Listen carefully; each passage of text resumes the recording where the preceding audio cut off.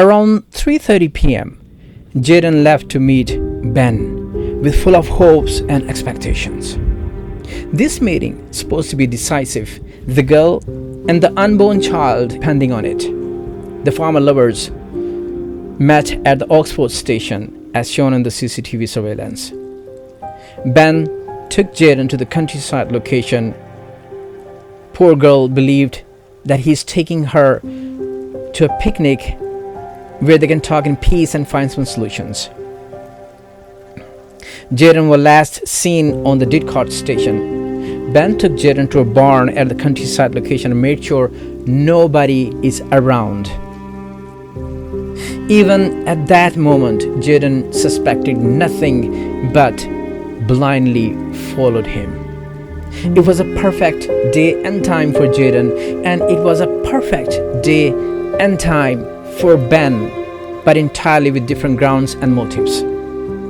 Ben's behavior started to escalate with anger and furiously accused Jaden, claiming that the pregnancy was an insidious result of a betrayal and infidelity.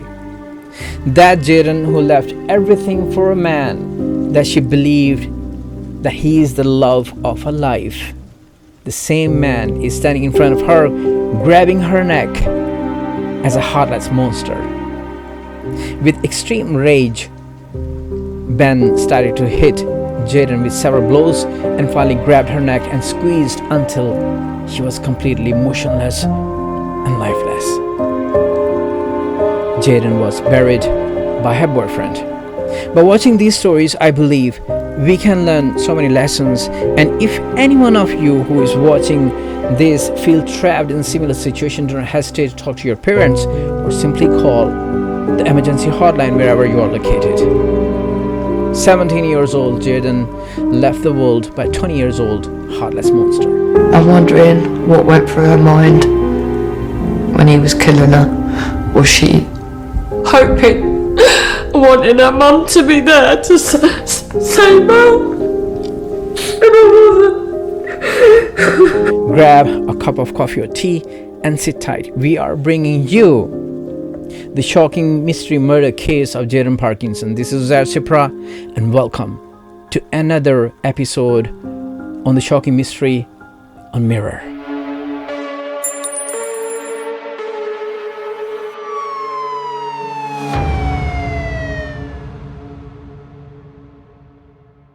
Jaden Parkinson, born in September 1996, Oxford, UK. Jaden Parkinson met Ben Blakely when she was only 15 years old through her friend Jake Blakely. Now, Ben is the elder brother of Jake. Jaden and Ben started a relationship when she was only 16 years old. She had been living with her mom, Sam or Samantha, but moved to a hostel which provided emergency 24 hours accommodation for the homeless young people from age to 25. Jaden was the youngest of three. Her father was abusive, not only mentally but also physically. When she first started to drink and smoke at school, one of her friends was Jake Blakely, and through Jake she met his elder brother Ben Blakely. 2012, Jaden started a relationship with Ben. Ben was a weirdo kind of guy, always hang out with the kids. Within few months, relationship between Jaden and Ben comes to attention of the police. Initial relation was very loving, so the parent approved this relation, but as time progressed, Ben became very controlling and aggressive until they realized that Ben has been taking her photographs, naked photographs, when she was coming out of the shower. And that is the time when they reported to the police and the investigation took place. Him taking photographs of her while she was naked coming out of the shower, and that was a matter that she had reported to the police and that the police were investigating.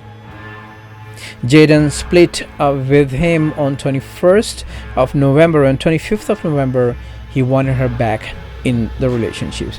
Eventually he started to threaten Jaden to post her naked photos and videos on social media if she's not come back to him. And then on the 25th of November, he wanted to get back together with her. She had refused, but then he threatened to put these videos, upload these videos of her, these intimate videos of her, with a view that once that had been done, she would kill herself because she would be so upset and distressed. Other girls have stated that Ben has been taking money from different girls for drug and similar stuff. That is the history of his previous relationship with the other girls, of controlling, manipulating for his needs, and even create a situation of subjugation. Ben took her mobile phone, have all the passwords, and started to control her social media accounts. She was not allowed to get out of the room. Even if she has to go to the toilet, she was not allowed to get outside, which resulted to urinate inside the room in the containers. Mother stated she stopped being girly girl and started to wear jumpers, tracksuits, baggy suits, and she became very much different. She started to have disagreements with the family, but at the end always get back to the family to resolve the issues as family.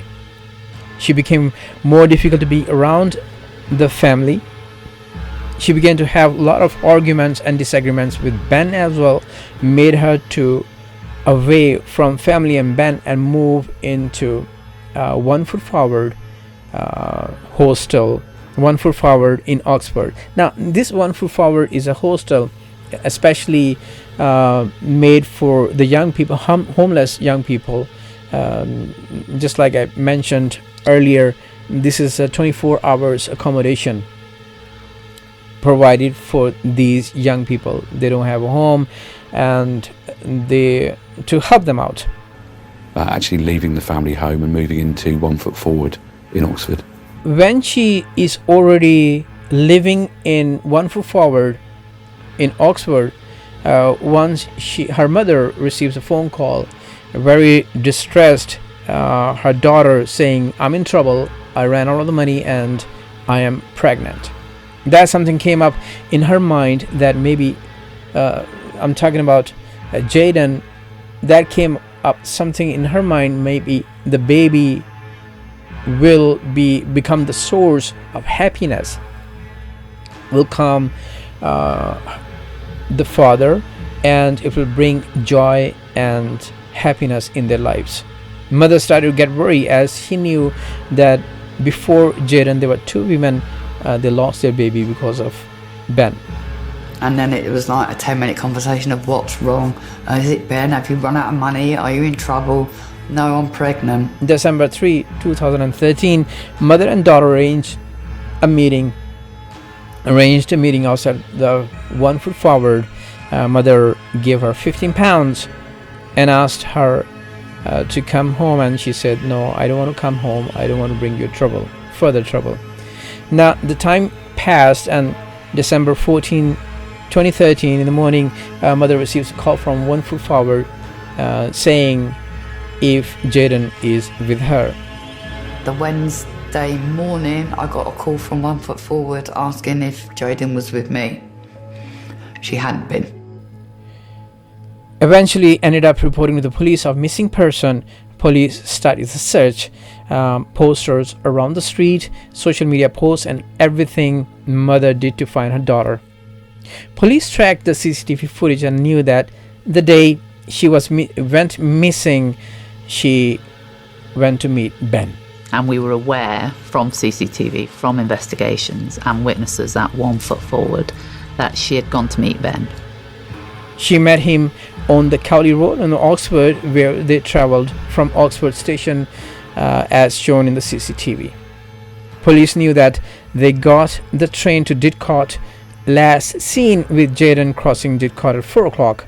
We know that they then got a train to Didcot, and just after 4 o'clock is the last known sighting of Jaden on CCTV, where she's seen to go through the barriers. Or every time, not more than 48 hours, she must contact her mother and inform her about her situation. But this time, 1 week already passed, nobody heard from Jaden, which escalated the whole situation and very concerning to the police. Eventually, Ben was arrested for kidnapping Jaden, and he denied, and later he was released on bail. When I picked up the investigation, Ben had been arrested on suspicion of kidnapping Jayden. He'd been interviewed about that and denied it, and he'd then been released on bail. Police started the investigation with checklist they gone through. And this checklist derives from the fact that it's virtually impossible for an adult, particularly, to go missing and not leave any trace of their existence if they are alive. Things like financial record, use of social media, use of technology, mobile phone, and last proof of life.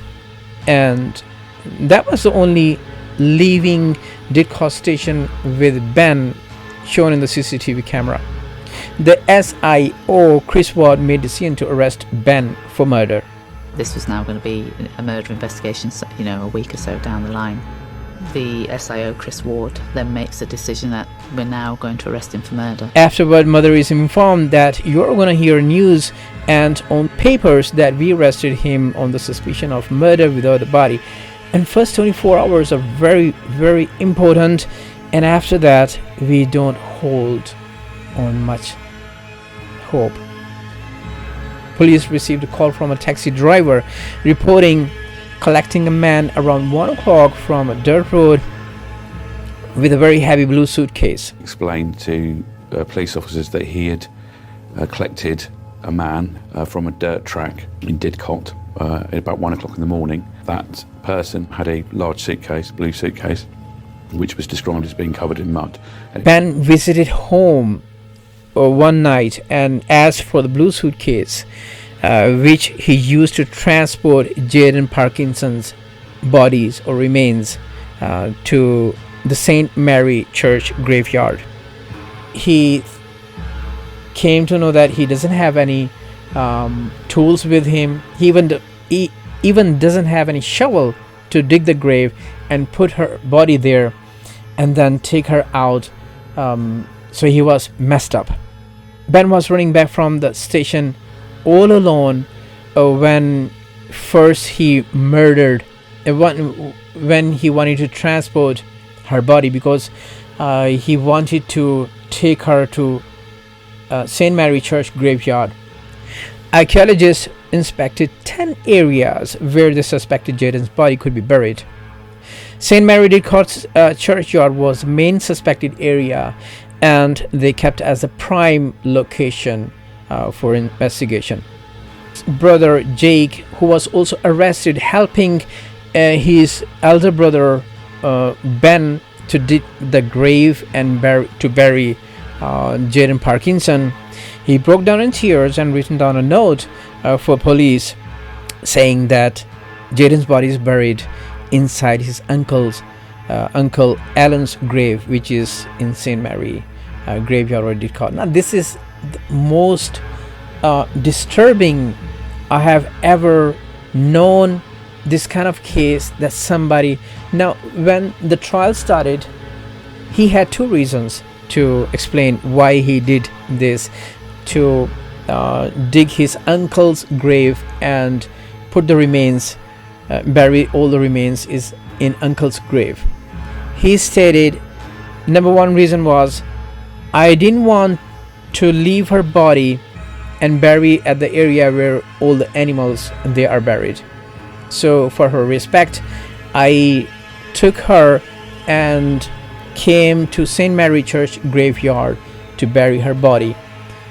The second reason, he stated he wanted to manipulate the DNA so nobody will discover.